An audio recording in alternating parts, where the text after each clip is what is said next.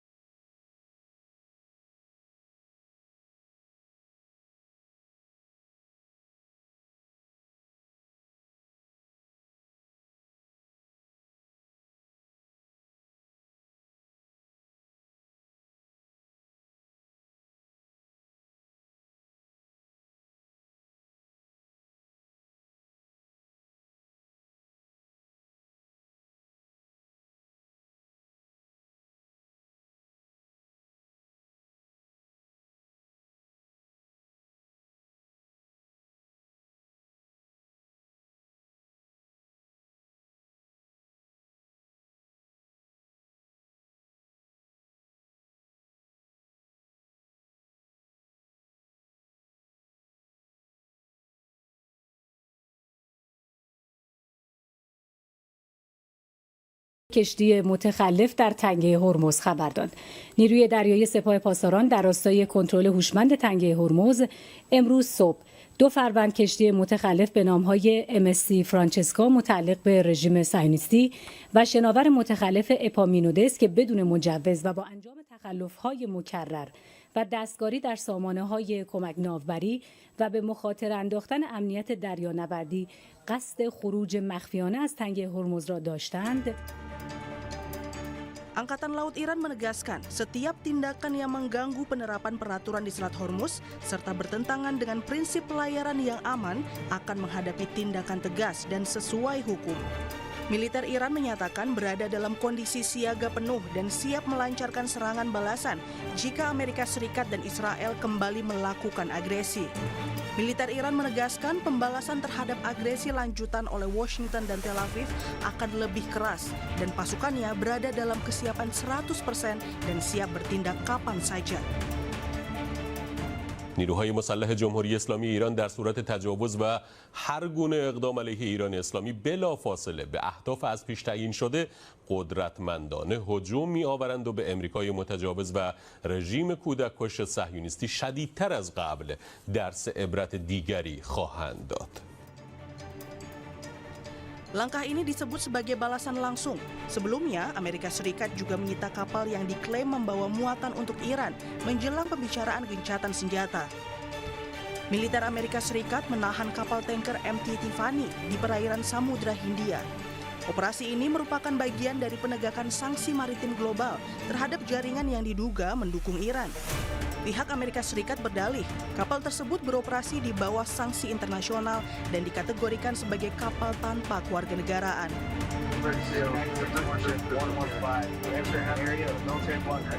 Dalam rekaman yang dirilis Departemen Perang AS, terlihat pasukan militer menaiki helikopter dan turun menggunakan tali untuk melakukan pemeriksaan maritim di atas kapal tersebut tanpa adanya insiden. Komando Indo-Pasifik Amerika Serikat bertanggung jawab mengawasi operasi di Samudra Hindia dan Pasifik, berbeda dengan Komando Pusat Amerika Serikat yang bertanggung jawab atas Selat Hormuz. AS memblokade Selat Hormuz dan mengintervensi kapal-kapal dari dan menuju pelabuhan Iran. Sekretaris Pers Gedung Putih menyatakan selama gencatan senjata, blokade Selat Hormuz tetap berlaku. Blokade dinilai sukses mengusir kapal yang bergerak ke dan dari pelabuhan Iran.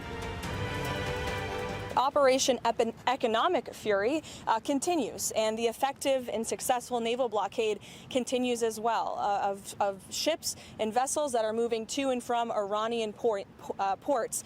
We are completely strangling their economy through this blockade. They're losing $500 million a day. Iran mengatakan aksi blokade dan pencegatan kapal oleh militer Amerika Serikat sebagai pembajakan dan pelanggaran terhadap hukum internasional.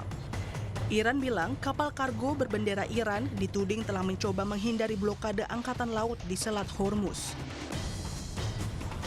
نقض آتش بس در زمانی که در دوره‌ای که قرار بوده این وقفه صورت بگیره. هم در لبنان شاهد هستید نقض آتش بس، هم به زعم خودشون محاصره دریایی ایران و هم تعرض به یک کشتی تجاری که همه اینها هم نقض فاحش حقوق بین الملل و منشور سازمان ملل متحد هست و هم نقض صریح آتش بس. در چنین مواردی در چنین وضعیتی واقعا چگونه می شود به ادعای آمریکا برای مصالحه و دیپلماسی اعتماد کرد. Laut yang awalnya sekedar jalur perdagangan kini jadi arena konfrontasi terbuka. Dosen Hubungan Internasional Universitas Indonesia, Agung Nurwijoyo menilai, ini adalah strategi tekanan terbuka. Ada intensi yang besar bagi khususnya buat Amerika Serikat untuk mengontrol jalur energi, ya. Dengan kemudian dia tetap bersikeras meskipun beberapa waktu yang lalu Iran sempat mau untuk membuka Hormuz, tapi di saat yang bersamaan Amerika Serikat tidak mau membuka blokade mereka atas Hormuz. Nah, yang kedua sebenarnya juga ini sebagai bentuk buat Amerika Serikat untuk melakukan tekanan ekonomi terhadap Iran. Ya, karena memang keberadaannya, kalau pernyataannya versinya Trump kan sehari Iran rugi sekitar $300 juta karena sebagai akses Hormuznya kemudian ditutup. Dan yang ketiga ada upaya yang kemudian dilakukan Amerika Serikat dalam hal ini berupaya untuk mengisolasi Iran. Artinya memang dalam hal ini ada upaya yang dilakukan Amerika Serikat untuk terus menekan Iran, tapi di saat yang bersamaan ini juga sebagai satu bentuk sinyalemen untuk meningkatkan eskalasi. Ini kan kalau kemudian dalam hubungan internasional kita menamakan ini sebagai diplomasi koersif yang dilakukan oleh Amerika Serikat. Dan hal-hal ini sebenarnya akhirnya memang tinggal menunggu insiden-insiden besar untuk masuk ke perang yang jauh lebih luas. Tapi dalam hal ini kita melihat bahwa aksi retaliasi yang terbatas juga dilakukan Iran, ya, kalau kita melihat dalam beberapa fenomena terakhir ini. Artinya, setiap kapal yang disita adalah pesan politik yang dikirim ke meja perundingan. Pengamat intelijen dan militer Universitas Indonesia, Stanislaus Rianta menyebut ini bukan insiden biasa. Kalau Amerika benar-benar melakukan perangnya itu di darat, serangan darat melalui entah pendaratan pantai atau melakukan dengan operasi Linut, itu kan banyak kerugian di Amerika karena Iran siap di situ. Makanya ini Amerika sengaja menggeser ke Selat Hormuz. Jadi tadi kalau Pak Agung mengatakan epicentrum, kalau kami di disiplin intelijen mengatakan ini center of gravity-nya sekarang Selat Hormuz. Jadi Selat Hormuz itu menjadi daya tarik luar biasa karena selain itu memang menjadi urat nadi energi dunia 20%. Di situ kan sebenarnya kepentingannya banyak sekali di situ. Yang menguasai Selat Hormuz pasti juga akan mendapatkan keuntungan banyak. Tapi sebenarnya kan Iran juga diuntungkan dengan situasi ini. Iran juga bisa melakukan bisnis baru, tarif baru terhadap perlintasan Selat Hormuz, walaupun ini mungkin dianggap oleh banyak pihak ini jalur internasional, tapi secara de facto kan memang Iran yang menjadi pihak yang menjadi yang bertanggung jawab keamanan di situ. Jadi sebenarnya dalam suatu kejadian itu yang pertama kali bisa kita lakukan sebenarnya adalah istilah siapa yang diuntungkan dari peristiwa ini. Jadi kalau pertempuran darat itu akan merugikan banyak pihak. Makanya dengan pertempuran ke laut itu Amerika merasa diuntungkan, tapi Iran juga lebih diuntungkan. Iran akan lebih diuntungkan minimalisir korban, kemudian Iran juga menguasai medan di situ. Ada ranjau bawah laut, nanti ada juga drone bawah laut, dan walaupun secara statistik Iran kalah dalam persenjataan, tapi secara taktik saya yakin Iran lebih menang. Jadi menguasai Selat Hormuz itu penting bagi Iran dan penting bagi Amerika. Dengan kata lain, eskalasi terjadi secara sengaja dan risiko konflik terbuka semakin nyata. Hingga saat ini negosiasi masih mandek. Putaran kedua pembicaraan dijadwalkan berlangsung di Islamabad. Setelah gagal pada upaya pertama pekan lalu, Pakistan masih mengupayakan perundingan damai antara Amerika Serikat dan Iran.